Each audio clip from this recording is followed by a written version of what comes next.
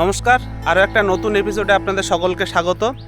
আজকে চলে এসেছি আমরা সুন্দরবনের এক বিশেষ জায়গাতে, যেখানে আমরা দেখাচ্ছি সুন্দরবনের ভরা কোটালে জোয়ারের অবস্থান এবং জোয়ারের ফলে এখানে নদীর অবস্থা এবং সুন্দরবনের যে সমস্ত গাছ এবং জঙ্গল কিভাবে জলের নিচে চলে যায় সেগুলোই আপনাদেরকে আজকে দেখাবো।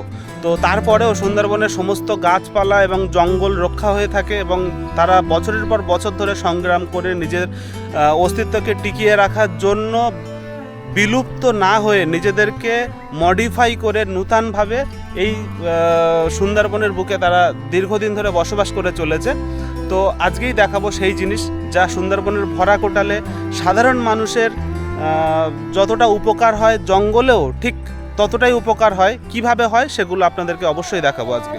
দেখুন,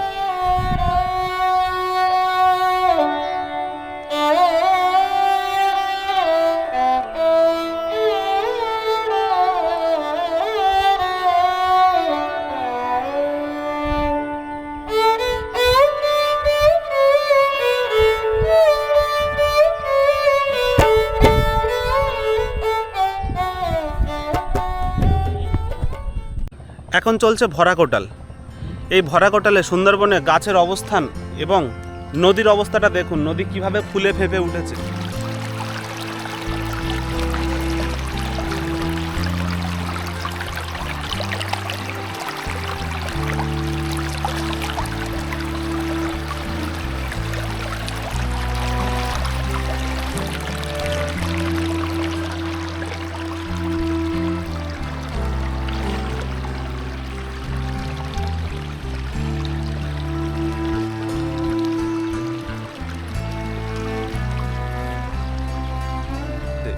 এই নদী কিছুক্ষণ আগে একদম জলের নিচে ছিল, মাটি দেখা যাচ্ছিল, নিচের মাটি, এবং ওপারের থেকে জঙ্গল, এপারে মনে হচ্ছিল মাত্র 10 মিটার ডিস্টেন্স।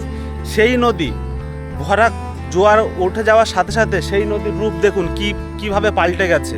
এবং সাধারণ মানুষ এইটাই সাধারণ মানুষের সবথেকে বড় ক্ষতিকারক দিক সুন্দরবন মানুষের জন্য, যেটা হচ্ছে এই ভরা কোটালে নদীর ওপারের থেকে জল এপারে বেড়ে গেলেও বাঘ মুহূর্তের মধ্যে এপার থেকে এপার চলে আসতে পারে নদীতে সাঁতার কেটে। কারণ রয়্যাল বেঙ্গল টাইগার হচ্ছে কুখ্যাত, যাকে কোনোভাবে প্রতিরোধ করা সম্ভব নয়, যা অপ্রতিরোধ্য একজন জীব, সেটা হচ্ছে রয়্যাল বেঙ্গল টাইগার, পৃথিবীর বিশ্ববিখ্যাত টাইগার রয়্যাল বেঙ্গল টাইগার। তো এই সামান্য নদীটুকুও পার করতে পারে যে কোনো মুহূর্তে। কিন্তু নদী যখন মরা কোটালে থাকে, যখন নদীর জোয়ার ভাটার অবস্থান যখন অনেক নিচে থাকে, তখন এই জায়গাতে যে জাল দেওয়া থাকে, এই জাল ভেদ করে ওরা কোনোভাবে ভেতরে আসতে পারে না। কষ্ট হয় একটু, পারে সমস্তভাবেই ওরা পারে। কিন্তু ভরা কোটালে এই যে জল ভরে গেছে, তার ফলে অনেক জায়গায় বাঁধ ভেঙে যায়, সাধারণ মানুষের মাঠে জমি ধান চাষ সমস্ত কিছু ফলাফল নষ্ট হয় এই ভরা কোটালের জন্যই। তো এখন হচ্ছে ভরা কোটালের অবস্থান, এবং ভরা কোটালের অবস্থান মানে এখানে কামট, কুমির থেকে শুরু করে সমস্ত জিনিস। এখানে আমি অলরেডি জলের মধ্যে দাঁড়িয়ে আছি এবং পায়ে কাংড়া জাতীয় কিছু কামড়াচ্ছে আমার।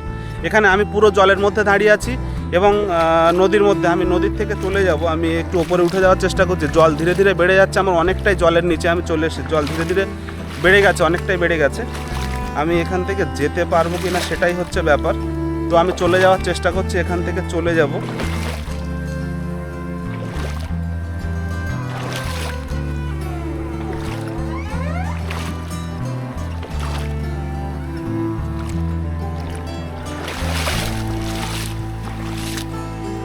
চলে এসছি আমি নদী পাড়ে। তো দেখাই যাচ্ছে, এবং দেখুন এখানে নদী, সাধারণত এখানে বাঁধ ভাঙাটা খুবই কমন একটা। এতক্ষণ আমাদের সাথে থাকার জন্য আপনাদেরকে অসংখ্য ধন্যবাদ।